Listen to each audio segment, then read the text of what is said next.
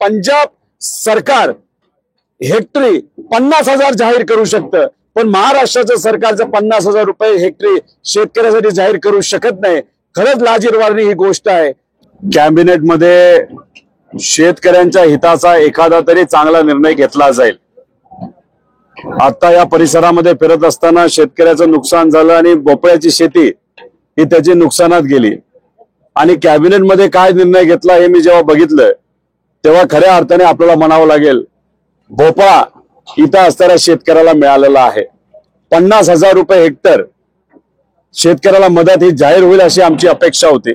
कर्जमाफी लगेचच्या लगेच आम्ही करू असं काहीतरी सांगतील अशी आमची अपेक्षा होती.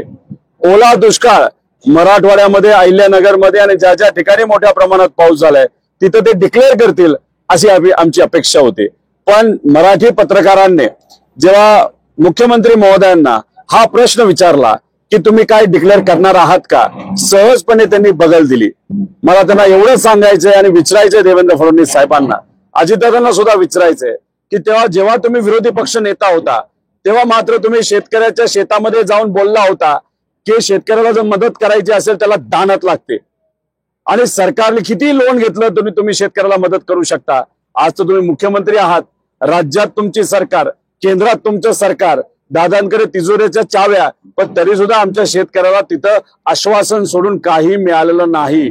आमच्या शेतकऱ्याला जाती धर्मामध्ये तुम्ही अडकून ठेवलं, पण त्यांचं घर आता घरातली चूल कशी पेटणार हा प्रश्न विचारला तर सरकार मायबाप सरकारला तिथं उत्तर द्यायला सुद्धा तिथं जमत नाही. हे खरंच दुर्दैवी आहे. आम्ही या सगळ्या गोष्टीचा निषेध करतो.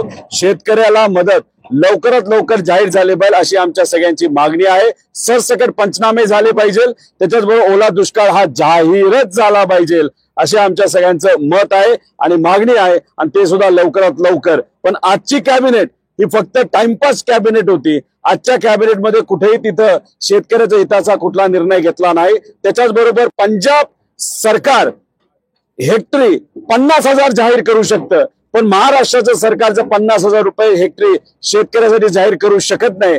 खरंच लाजिरवाणी ही गोष्ट आहे. केंद्र सरकार पंजाबसाठी 1,600 कोटी रुपये देतं.